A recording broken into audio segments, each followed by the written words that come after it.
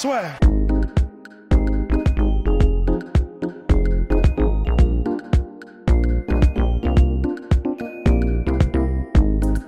On est lancé. Bonjour à toutes et à tous, bienvenue au podcast La Sœur avec le retour de Polydomso. J'ai rené de mes cendres, tu vois, tel le phénix. Le Dark Phoenix, Polydomso, qui était donc absent, qui est là enfin libéré, prêt à cracher son feu légendaire. Ouais.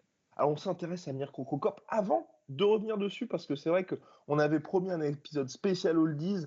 Avant cet épisode spécial Oldies qu'on fera avec notre cher Rust, là on fait cette petit épisode pour s'intéresser à la retraite de Mirko Cro Cop. Triste de le voir finalement partir à la retraite après quoi? Une série de 10 victoires consécutives, contre 1 en plus. Bah ouais, triste, mais en même temps, je veux dire, Cro Cop, s'il y a quelque chose qui nous a appris sa carrière, c'est que il aurait pu partir 10 fois à la retraite, revenir 10 fois combattre, il se serait jamais arrêté en fait. Et c'est malheureux, mais je pense que Cro Cop, c'était soit il mourait dans l'octogone, soit il mourait ailleurs et puis il arrêtait de combattre quoi. Mais c'est un gars qui finalement, quand tu regardes, il est parti en retraite peut-être 4 fois, tu vois, au cours de sa carrière, et à chaque fois il est revenu. C'est un mec qui est, je pense, addict à sa carrière de combattant. Et là, malheureusement, il y a le coup près qui tombe, parce que bon, merde, un AVC, c'est quand même super grave, tu vois. Enfin, Ouais. donc j'espère qu'il va bien, qu'il a été bien traité à ce niveau-là, tu vois. Mais là, il a plus le choix. C'est un peu comme Semi Shield, je sais pas si tu vois qui c'est. Semi Shield qui a eu une carrière de kickboxing et même de MMA d'ailleurs, moins successful, hein, la carrière de MMA, mais carrière de kickboxing super impressionnante. En même temps, il a combattu très très longtemps, hein, Semi Shield. Ouais, mais en fait, le mec ce qui était fou, c'est que Semi Shield, il s'est rendu compte pour un truc de routine de merde qu'il avait un cœur dysfonctionnel depuis je sais pas combien d'années, tu vois. Ah oui. Qu'il aurait pu claquer d'une crise cardiaque d'un moment à l'autre. Enfin bref, c'était assez fou, tu vois. Donc c'est des mecs comme ça qui s'arrêtent pas en fait. Tu le vois toujours, non? Ouais, je te vois toujours, ouais. Ok, mais on voit ma tête qui bouge et tout ça. Non, on voit ta tête en freeze frame. Putain! Putain, c'est quoi ce délire? Ah, ça y est, Attends, là, voilà, ça. Les aléas du direct. Hein, Les aléas du direct, ladies and gentlemen. Bon, on est de retour dans le game. Et on est toujours bien partagé au niveau de la... Le call est toujours en train d'enregistrer? Ouais, y a pas de problème. Ouais. Bon, bah nickel. Parfait.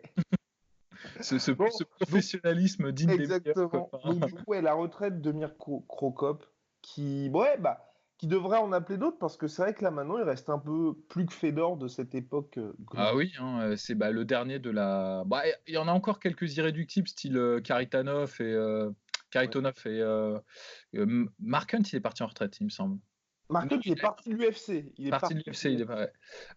y en a encore quelques-uns qui restent, Shogun Rua et tout, bien que Shogun Rua, il était plus jeune, ouais. le plus jeune d'entre eux, quoi.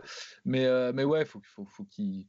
Enfin, honnêtement, je crois qu'on avait eu cette conversation avec à propos de Chuck Liddell qui combattait Tito Ortiz. Exactement. Il y a un moment, il faut pas écouter les combattants, quoi. Il faut les forcer à partir, tu vois. Et ça, je regrette un peu, tu vois. Moi, ça m'a crevé le cœur de voir Fedor se faire mettre KO par Ryan Bader en 15 secondes, tu vois. Genre, moi, honnêtement, je me suis dit, mais c'est pas possible, quoi. C'était plus le même homme, tu vois, dans l'octogone. Donc, et à un moment, je te dis, faut dire non, stop, quoi. Parce que ces gens-là, ils s'arrêteront jamais, tu vois. Genre, pareil, Fedor, tu vois, Fedor, il y a quelques années, il avait dit, ouais, moi, j'arrête, il y aura que Dieu qui pourra me faire revenir dans l'octogone. Bon, je juge pas, hein, mais ce que je veux dire, c'est que le mec, il y est retourné, tu vois. Et je pense pas que ce soit pour les thunes, je pense que c'est juste pour le frisson du combat, tu vois. Genre, et exactement. Après, moi, ce que j'aimais bien avec notre ami Cro Cop, c'est que c'est vrai que contrairement à Fedor, tu vois, les match-up étaient intéressants. Parce que Fedor, le Bellator, et puis même lui, il combat toujours des mecs qui sont dans leur prime, donc forcément, tu vois, il y a le risque du chaos. Là, tu vois, notre cher ami Vitor Belfort qui part au One FC, tu sais qu'il va être contre des tocards, donc ça fait plaisir. Il va être chargé de ouf, il va être contre des mecs random, il va les exploser. Ça m'a fait trop marrer cette histoire parce que quand même, il y a eu un... Je fais une petite parenthèse. Il y a eu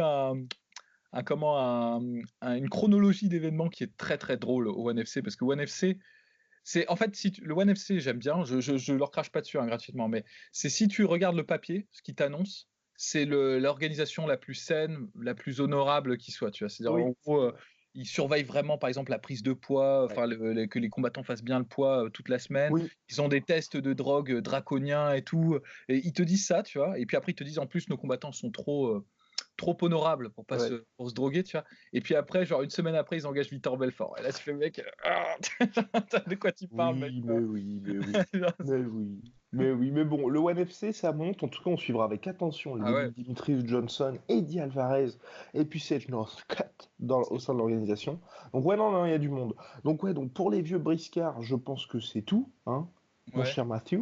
Là, on va répondre à vos questions parce que là, c'est le retour de Polydomso.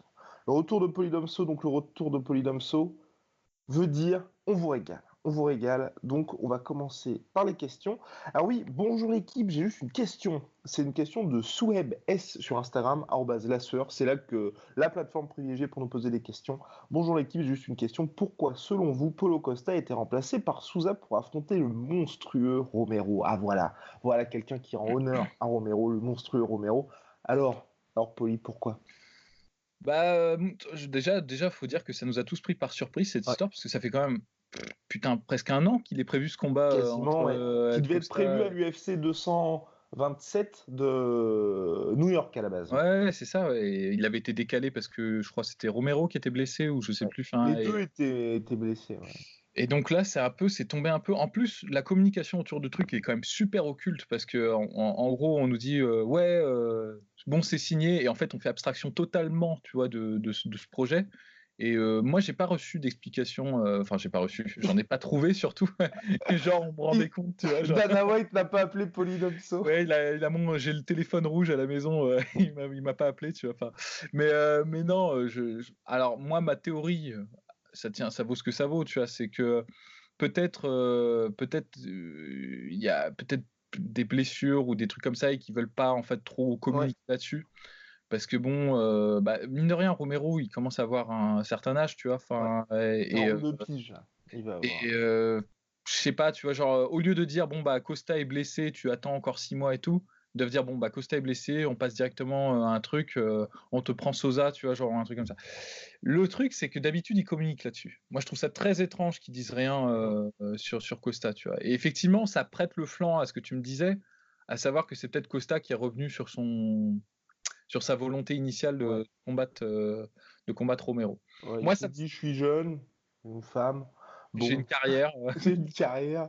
Oui, parce qu'on avait parlé de Paulo Costa. Beaucoup voulaient voir ce combat-là parce qu'il y a un certain nombre de personnes qui pensent que Romero est complètement rincé. Mais attention, attention, attention à Romero. Et le problème, c'est que Romero, chaque fois qu'il gagne, et d'ailleurs même quand il perd, il fait très mal à ses adversaires. Et ouais, bah, Polo Borrachina, ce serait quand même dommage qu'il se fasse doser par Romero. Alors que là, pour moi, ça fait vraiment sens ce combat-là parce que c'est un combat de vieux briscards, toujours dans leur prime. Un petit peu moins peut-être pour Sosa. Souza quand il y a eu le premier combat en 2015. Mais ça fait sens. Et en plus, ce que j'espère vraiment, c'est que si Jacare gagne, il aura enfin son putain de title shot. Ouais, ce serait beau, ce serait magnifique. Je suis même Parce pas que là, c'est certain. numéro un contre numéro 3. Ouais. Ouais, mais du coup, déjà, on sait que celui qui aura le title shot, c'est Oui, Easy contre Gastelum, ça on sait. Tu vois. exactement, Enfin, c'est donc du ça. coup, c'est un title shot en attente. Ouais, c'est ça. Mais bon, oui, moi pareil, je serais très content que Sosa ait enfin Ouais. son title shot, parce que sinon, ça fait toujours chier de voir un mec, tu vois, comme Asun Sao Oui, c'est ça. qui bon, là c'est mort, quoi. Genre, là, Mais sauf que là, honnêtement, hein, Souza, là, s'il gagne là. Enfin, et puis même, Romero, le problème, c'est qu'il a perdu 2 fois contre Whittaker. Donc si Whittaker reste champion, ça va être compliqué. Mais Souza, imaginons qu'il gagne là. Il est pas le title shot, mais tu veux qu'il batte qui? Ah non, non, non, non, mais c'est clair, c'est clair. Enfin, Là, ce sera vraiment une insulte. Mais bon, ouais. après, je te dis, Oui, l'UFC, on sait jamais, tu ouais, vois. Genre, pour peu que, mettons qu'Easy batte Gastelum ouais. et que Easy fasse un combat serré contre Whittaker et que Whittaker Oui, gagne, bah, il y a moyen qu'il y ait une revanche qui se fasse entre Whittaker et exactement. Easy, Ouais. tu vois, et que là, qu'on fasse combattre Sosa en attente contre un autre mec et qu'il perde et qu'on dise, bon, bah, exit, tu vois, c'est terminé, tu vois. Mais pour le Moi, coup, c'est terrible, je trouve, pour pour Souza, parce que, à la différence d'Asun Sao, ses combats sont hyper spectaculaires. ouais, ouais, ouais. C'est vrai qu'Asun Sao, on peut lui reprocher d'être un peu tacticien, Gestionnaire, ouais, exactement. pour ne pas dire, ouais, pour ne pas dire gestionnaire, comptable, tu vois, Mm. dans l'octogone, tu vois. Trésorier Ouais, payeur, tu vois, genre. ouais, ouais. Mais non, et du coup, alors que ouais, Sosa, surtout depuis ça fait un moment maintenant où il termine violemment les gens, tu vois. Donc ouais, c'est dommage. Après, moi, j'aurais voulu voir le combat. À la différence de toi et de Rust, j'aurais vraiment voulu voir le combat Costa Romero. Ah, Alors, mais, ah oui. Ah, moi aussi, je voulais le voir. Moi aussi, je voulais le voir. C'est juste, j'avais un peu peur pour Borrachina. Ouais, pareil, mais tu sais, en fait, à la réflexion, ce que je me faisais, mais je crois qu'on en avait déjà parlé à l'époque, il y a un an, quand ça avait été programmé. Ouais. Ça nous rajeunit pas tout ça, mais en gros, c'est intéressant parce que je pense que les deux ont des armes contre l'un et contre l'autre. En fait, c'est-à-dire, en gros, évidemment, Romero, il est explosif et il a des marteaux à chaque point et il est capable de te sortir des mouvements d'une agilité de Super Saiyan, et évidemment, mais le truc, moi, que j'aime bien chez Costa, c'est qu'il met la pression tout le temps, tu vois. Et en vrai, Romero, il est vraiment excellent quand tu le laisses s'exprimer, tu vois. Ouais, Si tu exactement. lui fous la pression et que tu le lâches pas, bah, comme a fait Façon Whittaker, hein. Whittaker, exactement, bah, il faiblit. Et bon, il faiblit, il est toujours capable de te sortir un Oui. truc au quatrième ou au dernier round, tu vois, genre. Mais c'est la meilleure approche à avoir contre Romero. Donc je pense que Costa, comme il fait vraiment ça et qu'il le fait de manière persistante, bah, ça m'aurait intéressé de voir ce que ça donne, quoi. Enfin, bon, peut-être à l'avenir, peut-être dans un futur proche. We never know, peut-être qu'on verra ce combat. En tout cas, là, ça fait plaisir pour le FC Sunrise qui se trouve un sacré main event. Souheb, j'espère que tu as été satisfait de notre réponse. On passe maintenant à une question de décret de loi. Alors, décret de loi. Oh, mais il est magique son Instagram. Il est magique. Alors, décret de loi. Bonjour les amis de la sueur. Petite question pour vous. Quid de José Aldo?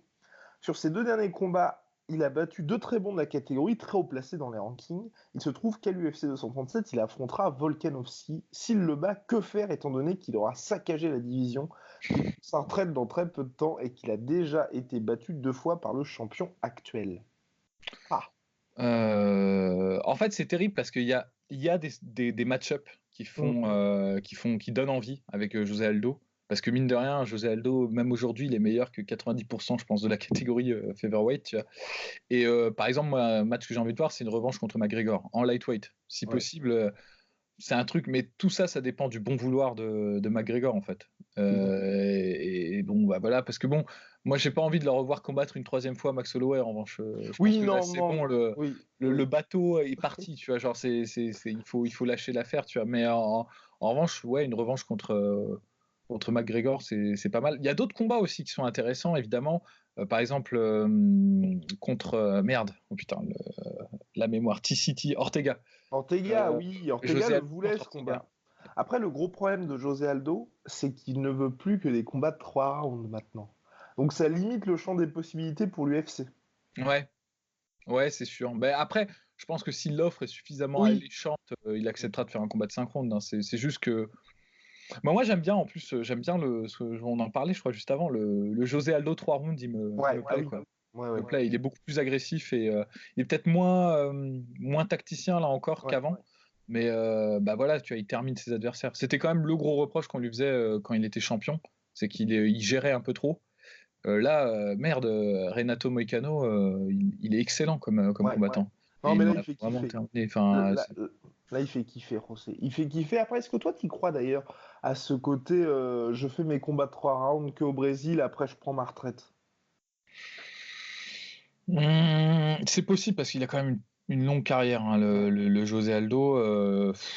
Et puis bon, comme c'est un mec ça fait très longtemps qu'il combat à l'UFC, il a Ouais. combattu au WEC, je le vois mal, tu vois, terminer son contrat et puis après partir au Rising ou au ONE FC, tu vois. Ça me paraît trop étrange, ce serait trop incongru, tu vois. Après, c'est possible, mais il voulait faire autre chose, je crois. Il y avait un projet La pour faire de boxe, la boxe boxe anglaise, anglaise. ouais. Ouais. C'est un peu tard quand même de Ouais, commencer une carrière d'anglaise, tout à fait. mais bon, il est talentueux comme gars, honnêtement. Il y avait une vidéo de lui qui se parait avec merde, Garcia, je crois. Euh, Mickey Garcia? Mickey Garcia, ouais, c'est ça. Bon, Mickey Garcia, il y allait mollo, Oui. tu vois. Mais honnêtement, bah, il est bon en boxe anglaise, tu vois. Il a une bonne Ouais. anglaise. Il est peut-être un peu trop, moi, je trouve. C'est mon avis, hein. Ça C'est que n'engage moi. que Ça, moi. ça, ça n'engage que moi. Il est trop justement dans le format MMA de 3 Hmm. 5 rounds, tu vois, où il fait des explosions un peu athlétiques qui sont très épuisantes. Et ça, tu peux pas le maintenir sur un combat qui dure 12 rounds. C'est juste Mhm. pas possible, quoi. Mais donc il est un peu trop là-dedans, mais sinon une petite transition. Mais le truc, c'est qu'il aura jamais de Oui, course au titre, quoi, en boxe anglaise, quoi. ce sera Faut pour le arrêter. kiff. Après, bon, il peut remplir des salles et tout, hein. Non, c'est sûr, il peut se faire plaisir, c'est assez clair, mais Bien ma foi, décret de loi. C'est bon pour la réponse. Alors maintenant, nous avons, ah oui, une question qui nous fait très plaisir. Sur Instagram, toujours la sœur de Willy Nari Nari. Salut les gars, tout d'abord un grand bravo pour votre super boulot. C'est toujours un plaisir d'écouter vos analyses et de sentir votre passion à chaque podcast. J'ai une question concernant Ben Askren qu'on a vu combattre ce week-end à l'UFC 235. Sa performance face à Robbie Lawler, outre le finish, m'a laissé sceptique. Malgré son palmarès resplendissant, il n'a pas semblé supporter la frénésie de Lawler. Ce qui nous amène à ma question.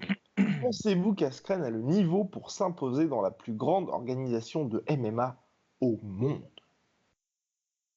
Bah, c'est un peu la question qui l'a poursuivi pendant toute sa carrière à Askren, j'ai l'impression. Là, on lui a pas fait un cadeau quand même en lui filant Ouais, Robbie Lawler. clairement. Et encore, c'était un Après, Robbie ça met Lawler. directement dans le bain. Ouais, non, c'est clair. Et je pense que c'est peut-être un des pires match-up Ouais. qu'il peut avoir dans le top, on va dire dans le top actuel, parce qu'après, je pense qu'il n'y a pas beaucoup de gens qui sont capables. Tu vois, par exemple, bon, Robbie Lawler, le combat il a été court, mais il a montré plein de choses super intéressantes contre Askren. C'est-à-dire, bon, à part le slam et le grand end pound qui était terrifiant, mais ça c'est plus de l'athlétisme, si tu veux. En fait, en gros, c'est de la puissance athlétique. Il y a un moment où, tu sais, quand ils se sont réengagés, Ouais. ils sont allés près de la cage, et là, Robbie Lawler, il a une takedown défense, mais d'enfoiré, où en fait, il pousse la tête d'Askren avec sa tête, et il envoie un coup de genou, et là, tu vois Bada Askren qui prend le coup, qui recule, qui sort, et qui se dit ah merde, en fait non, je suis nul en striking, il faut que faut que je rentre dans le tas, tiens. Mais honnêtement, Robbie Lawler, sa carrière, ça a été de flinguer des putains de lutteurs et de les punir, tu vois, de faire échouer leur takedown et de les punir. Et c'est quand même un gars qui a eu aussi une carrière en middleweight où il était tout petit et il Ouais. combattait des mecs beaucoup Et, plus gros et beaucoup plus forts que lui. et qui a eu une très bonne carrière middleweight, hein, mignon. Il y a pas eu de titre, mais il y a eu quoi? Il a pas eu un title shot au Strike Force contre Kennedy? Non. Si, contre Non, Tim c'est Kennedy, ouais, Tim Kennedy, c'est ouais. ça. Mais voilà, tu vois, donc c'est un mec qui est capable d'être compétitif avec Tim Kennedy. Mm. Bah, c'est sûr qu'un lutteur comme Askren, malgré toute Ouais. sa technique, malgré tout ça, il va galérer, tu vois. Et c'était un peu ce qui était prévu, tu vois. Enfin, tu vois, que qu'Askren galère, tu vois. Ouais. Que- Askren était le favori parce que Robbie, il est sur une pente descendante, Exactement. mais quand même, il devait galérer. Moi, je pense Mm. qu'Askren, il peut battre beaucoup de gens dans la catégorie. Ouais, bah c'est ça, comme tu dis, s'il y a les bons match-up. Parce que, en fait, moi, j'étais. Bah, on en a parlé avant le podcast, on est content parce que c'est le vrai retour de Robbie Lawler. Enfin, il est vraiment de retour. Et c'est vrai que là, par contre, tu vois, le Askren Darren Till, je pense que ça sent mauvais pour Till, honnêtement. Ouais, pareil. Pareil, je pense Askren, bon, on le vend, on le Ouais. survend, mais c'est vrai que c'est un gars qui, je pense, on l'a pas à son meilleur. C'est ça qui est étonnant. Oui. Je pense qu'il était meilleur quand il était au Bellator. Je pense qu'il s'est un petit peu raboli au ONE FC, enfin parce qu'il a pas eu les mecs qu'il a combattu Oui. au ONE FC à part Thiago Santos, il y avait non, c'est pas Thiago Santos, putain, Voilà. Luis Sapo Santos, il y avait personne, Ouais. quoi. Il y avait un mec, tu sais, qui combattait avec un short de Muay Thai là, qui est genre à 4 victoires, 4 C'est défaites ça. et tout, C'est ça. qui est maintenant, je crois, champion welterweight du ONE FC. Enfin, le niveau, Ouais. c'est pas du tout le même, Ah tu non. vois. Non, non. Et mais même malgré tout, il s'entraînait quand même dans une sacrée team. C'est pour ça que je pense qu'il est resté bon, mais il a Mhm. plus connu cette adversité-là. Oui, tout à fait. Mais au Bellator, il a battu des mecs assez durs. Moi, je pense qu'il il faut pas l'enterrer, le Askren. C'était le pire début pour lui, mais il en est sorti vainqueur, donc voilà, enfin, à voir, quoi. Wait and see, mais alors, donc pour les tout meilleurs, pour toi, qui lui poserait finalement le plus de problèmes à ce bon vieux Ben Askren? Bah, il y a déjà les mecs qui sont très très bons en lutte, parce que en fait, ce que ça va faire, c'est que ça va faire un match de kickboxing dégueulasse. Oui, voilà. Généralement, quand deux excellents lutteurs se rencontrent, c'est ça que ça fait, tu vois, genre. Donc, Ousmane, Colby Covington, c'est des gens qui vont être, ça va être, Oh putain, oui, j'avais complètement zappé, mais ouais. Je pense que Colby Covington, c'est vraiment horrible pour lui. c'est horrible, horrible, tu Plus vois. Mais même, qu'Ousmane. mais Ousmane aussi, parce que honnêtement, Ousmane, moi, pendant longtemps, je reconnais. Ouais. Je lui ai pas reconnu toutes les qualités qu'il Ah, avait. mais Moi, moi je trouvais ce qu'il a aussi, montré hein. là dans son combat Ouais, contre Woodley. impressionnant. Les body punch et tout, moi je trouvais qu'il a montré vraiment quelque chose de nouveau, tu vois, qu'il apporte quelque chose de nouveau sur la table. Donc je pense que ça c'est dur pour lui, c'est des match-ups qui sont durs parce que c'est des gens qui n'ont pas peur de sa lutte, donc Ouais, qui vont exactement. pouvoir installer leur striking en tout confort, et lui son striking il est moisi, tu vois, ça on peut le dire, c'est mauvais de chez mauvais, tu vois. Et après, Je pense que Thiel, c'est compliqué parce qu'il a pas cette takedown de défense. Et surtout, en fait, Thiel, il fonctionne beaucoup sur sa gestion des distances et sur comment installer la peur, la crainte. Et il y a beaucoup de mecs qui se censurent contre Thiel et qui ne tentent pas en fait de takedown. Tandis que Askren, son jeu c'est que ça. Donc il va s'accrocher, il va clincher, il va développer à partir du clinch. Et ça, je pense que Thiel, il va avoir un peu de galère. Surtout si ça dure. C'est-à-dire peut-être dans les premières minutes, il va pouvoir faire des explosions athlétiques et toucher Askren. Mais Askren, il est dur et il a du mental, tu vois. Donc il y a moyen que ça dure. Après, dans le top 10, Stephen Wonderboy-Thompson, ce sera un combat intéressant, moi, je trouve. Ouais. Boy. Un peu. Ouais, je doute un peu maintenant de notre cher Wonder. Ouais, je sais pas. Ça, moi, ça me dit bien. Parce qu'après, il y a qui? Il y a éventuellement, il y a Santiago Ponzinibbio qui est bon. Ouais, intéressant. Parce que surtout que lui, on sait pas trop quoi en faire maintenant. Parce que c'est vrai que c'est un peu le mec qui casse des mecs comme ça, quoi. Mais. Bon. Après, faut voir parce que on l'a pas vu vraiment contre ce niveau, tu vois, d'opposition, mais c'est un bon combattant. Woodley aussi, mais bon, Woodley, il peut pas le combattre parce que c'est son pote. Non, je sais pas.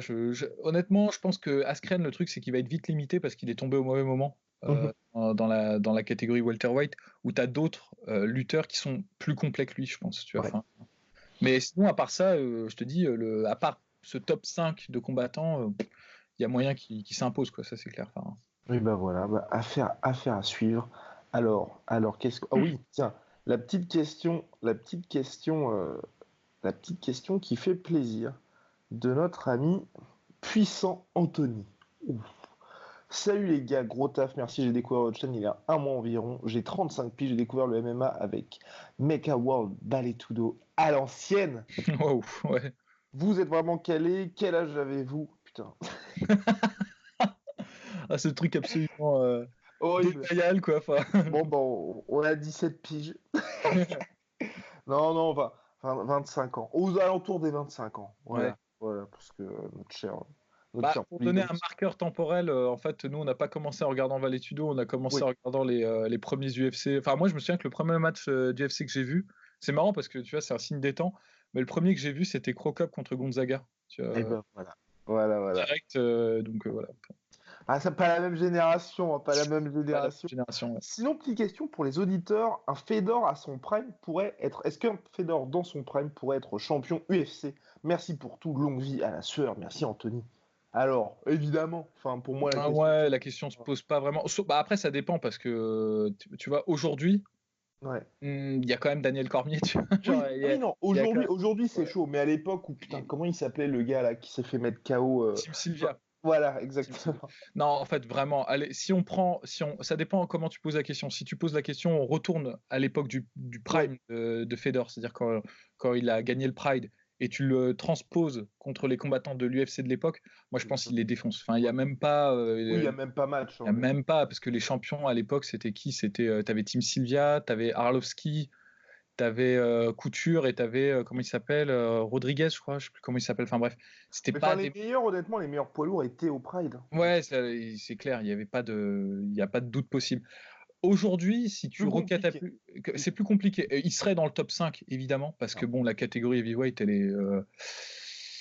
est très inégale. Très inégale. Tu as des gros paliers de niveau en fait entre les meilleurs et ensuite ceux qui composent le top 10. Donc je pense qu'un Fedor, vraiment celui qui a battu Yves Hearing juste avant de combattre Nogueira pour la première fois, je pense que lui il peut facilement battre être dans le top 5 et voire même décrocher le titre, pourquoi pas, tu vois. Mais après ça devient compliqué parce que tu as quand même des mecs même comme Ngannou. Moi j'adore Fedor. Fedor c'est mon combattant préféré, pour que les gens sachent, c'est la personne que j'ai le plus suivi et tout, et je trouve qu'encore aujourd'hui c'est le plus grand tacticien qui existe en heavyweight.